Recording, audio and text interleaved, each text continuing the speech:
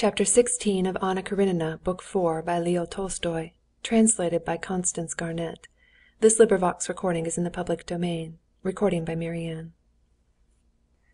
princess sat in her armchair, silent and smiling. The prince sat down beside her. Kitty stood by her father's chair, still holding his hand. All were silent. The princess was the first to put everything into words, and to translate all the thoughts and feelings into practical questions, and all equally felt this strange and painful for the first minute. "When is it to be? We must have the benediction and announcement. And when's the wedding to be? What do you think, Alexander?" "Here he is," said the old prince, pointing to Levin. "He's the principal person in the matter." "When?" said Levin, blushing. "Tomorrow. If you ask me, I should say, the benediction today and the wedding tomorrow." "Come, mon cher, that's nonsense." "Well, in a week." "He's quite mad." "No? Why so?" "Well, upon my word!" said the mother, smiling, delighted at this haste. "How about the trousseau?" "Will there really be a trousseau and all that?" Levin thought with horror. "But can the trousseau and the benediction and all that, can it spoil my happiness? Nothing can spoil it." He glanced at Kitty, and noticed that she was not in the least, not the very least, disturbed by the idea of the trousseau. "Then it must be all right," he thought. "Oh, I know nothing about it. I only said what I should like," he said apologetically. "We'll talk it over then. The benediction and the announcement can take place now. That's very well." The princess went up to her husband, kissed him, and would have gone away, but he kept her, embraced her, and, tenderly as a young lover, kissed her several times, smiling. The old people were obviously muddled for a moment, and did not quite know whether it was they who were in love again or their daughter. When the prince and princess had gone, Levin went up to his betrothed and took her hand. He was self-possessed now and could speak, and he had a great deal he wanted to tell her. But he said not at all what he had to say. "How I knew it would be so! I never hoped for it, and yet in my heart I was always sure," he said. "I believed that it was ordained." "And I," said she. "Even when—" She stopped and went on again, looking at him resolutely with her truthful eyes. "Even when I thrust from me my happiness. I always loved you alone, but I was carried away. I ought to tell you. Can you forgive that?" "Perhaps it was for the best. You will have to forgive me so much. I ought to tell you."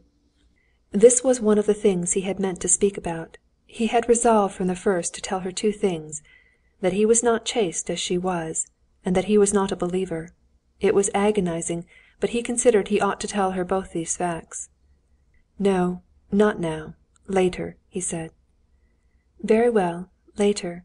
But you must certainly tell me. I am not afraid of anything. I want to know everything. Now it is settled." He added, "Settled that you'll take me whatever I may be. You won't give me up. Yes?" "Yes, yes." Their conversation was interrupted by Mademoiselle Linon, who, with an affected but tender smile, came to congratulate her favorite pupil.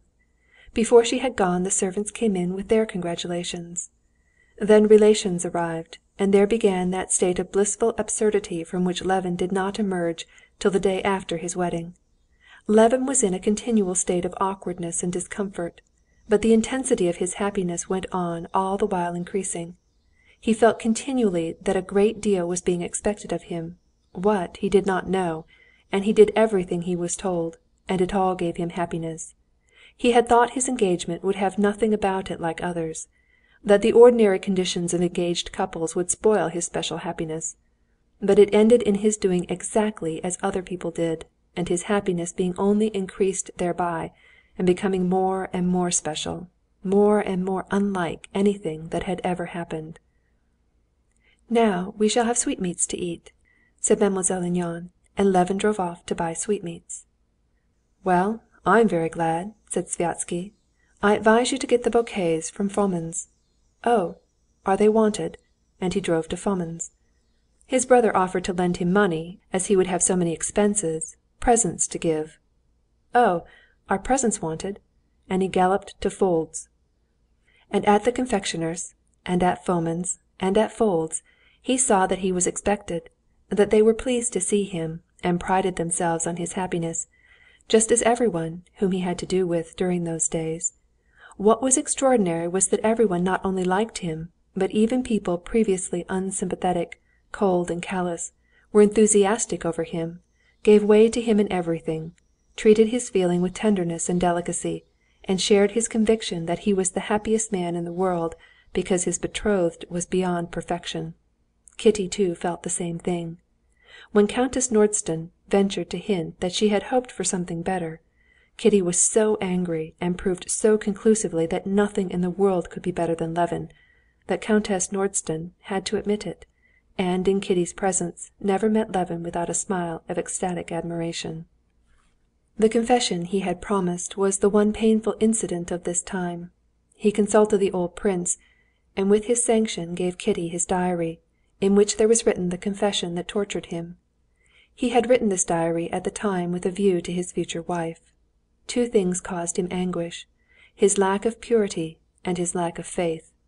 His confession of unbelief passed unnoticed. She was religious, had never doubted the truths of religion, but his external unbelief did not affect her in the least. Through love she knew all his soul, and in his soul she saw what she wanted, and that such a state of soul should be called unbelieving was to her a matter of no account. The other confession set her weeping bitterly. Levin, not without an inner struggle, handed her his diary. He knew that between him and her there could not be, and should not be, secrets, and so he had decided that so it must be. But he had not realized what an effect it would have on her. He had not put himself in her place. It was only when, the same evening, he came to their house before the theater, went into her room and saw her tear-stained, pitiful, sweet face, miserable with suffering he had caused and nothing could undo. He felt the abyss that separated his shameful past from her dove-like purity, and was appalled at what he had done. "Take them, take these dreadful books," she said, pushing away the notebooks lying before her on the table. "Why did you give them to me? No, it was better anyway," she added, touched by his despairing face. "But it's awful, awful." His head sank and he was silent. He could say nothing.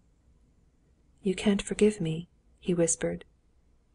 "Yes, I forgive you, but it's terrible." But his happiness was so immense that this confession did not shatter it. It only added another shade to it. She forgave him, but from that time more than ever he considered himself unworthy of her, morally bowed down lower than ever before her, and prized more highly than ever his undeserved happiness. Chapter 17